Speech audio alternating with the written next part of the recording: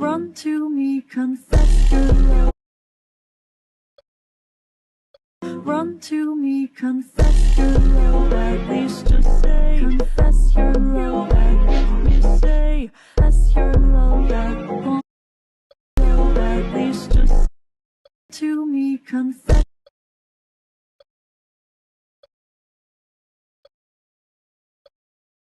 Run to me, confess your love. At least just say, confess your love.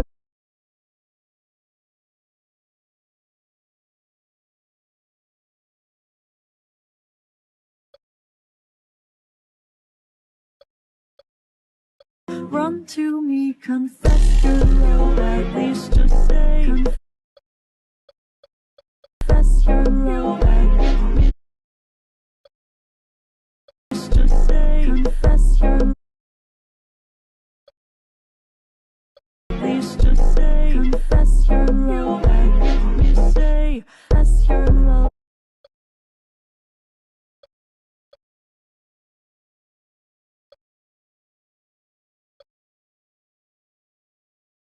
Run to me, confess your love. At least just say, run to me, confess your love. At least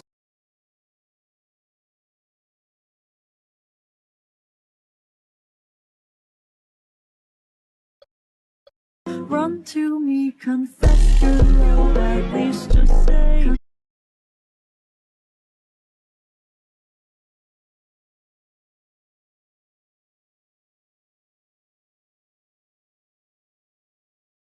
at least just say, confess your love. At least say, run to me, confess your love. At least just say, confess your love. At least say, confess your love. Confess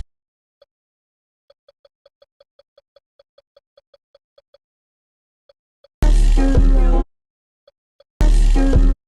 At least just say, confess your love. At me, confess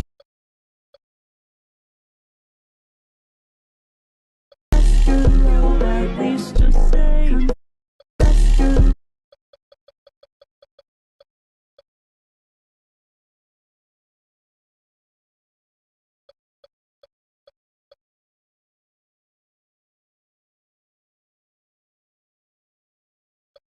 At least just say,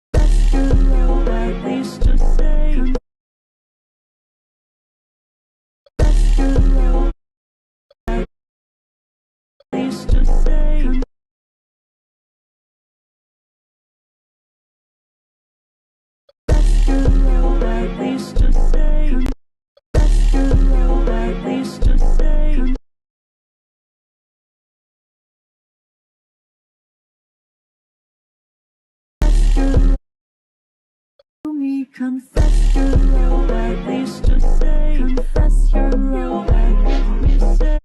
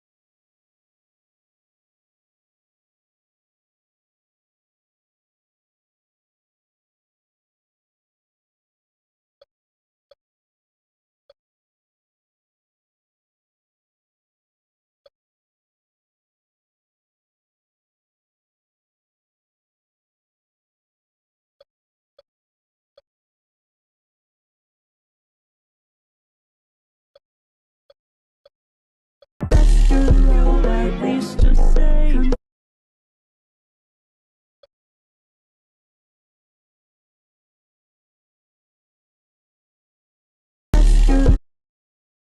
Me, confess your love, at least just say, confess your.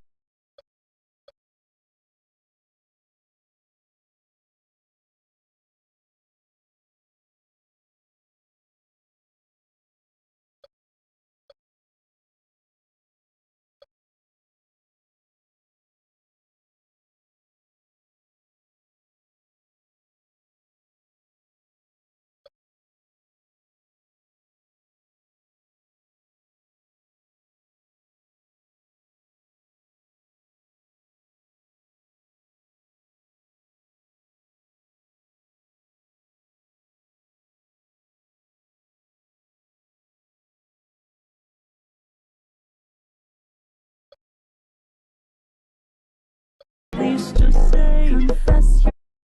Run to me, confess your love. Run to me, confess your love. Run to me, confess your love, at least just say, confess your love. Confess. Run to me, confess. Run to me, confess your love. Run to me, confess. Run. Run to me. Run to me, confess your love, at least just say. Run to me, confess your love.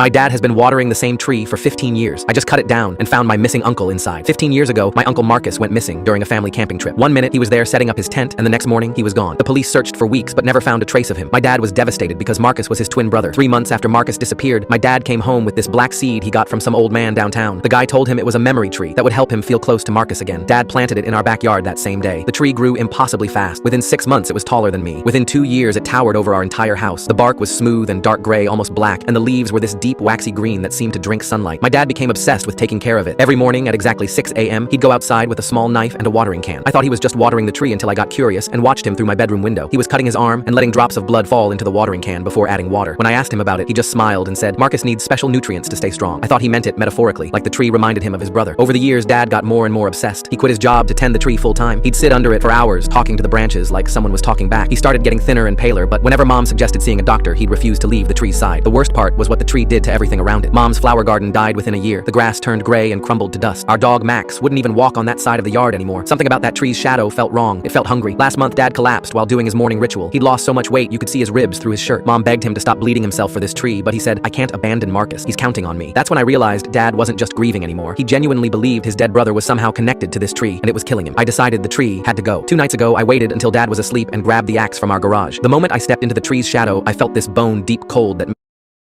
me shiver despite it being summer, but I had to save my dad's life. I raised the axe and swung it as hard as I could into the trunk. The sound wasn't like chopping wood. It was wet and meaty, like hitting raw flesh. Dark red liquid immediately started pouring from the gash. It had the metallic smell of fresh blood. I kept chopping anyway. With each swing, more blood gushed out until it was pooling around my feet. The tree made this horrible groaning sound, like something in agony, but I didn't stop. Finally, after 20 minutes of chopping, it crashed down with a sound that shook the whole neighborhood. I shined my phone's flashlight on the stump to see the damage and nearly threw up right there. The inside of the tree wasn't wood or bark. It was muscle tissue and veins all wrapped around something pale in the center. Human ribs, a human spine, the perfectly preserved skeletal remains of a person who had been growing inside this thing for 15 years. You killed him. I spun around, and my dad was standing behind me in his pajamas. He wasn't looking at me. He was staring at the bloody stump with tears streaming down his face. "That was Marcus," he whispered. "The old man told me if I fed the tree every day with my blood, Marcus would never really be gone. He'd be part of our family forever." My hands started shaking. "Dad, what are you talking about?" He rolled up his sleeves and showed me his arm. They were covered in hundreds of small cuts, some fresh from that morning, others old and scarred over. "I've been keeping him alive," he said. "A few drops of blood every morning mixed with water. It wasn't much, but it was enough." The tree was Marcus. He was still with us. I felt sick. My uncle hadn't just disappeared 15 years ago. Somehow that old man had turned him into this thing, this blood-drinking tree, and my dad had been feeding it for over a decade, thinking he was taking care of his brother. Now Marcus was really dead, and my dad was looking at me like I was a murderer. We burned what was left of the tree that night. Dad hasn't spoken to me since. He just sits in Marcus's old chair, staring out the window. What's the first thing y'all do when you get home from school? Like, are you the type to immediately raid the fridge like you just survived a war? Or do you knock out face first on the couch and wake up at 9 p.m. wondering what year it is? Some people actually sit down and do homework right away. Couldn't be me. I'll open my backpack, stare at it like it's a bomb, and then decide the fridge is more important. Others change into pajamas in record time, like school drained every ounce of energy they had. And don't even get me started on the ones who just sit in the car for 20 minutes, debating life decisions before even walking inside. Personally, I always convince myself I'm about to be productive. But somehow I end up scrolling on my phone until it's suddenly 7 p.m., and my mom's asking why nothing got done.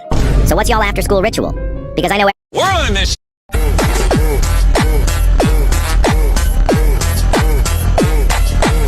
My sister stole every boyfriend I ever had.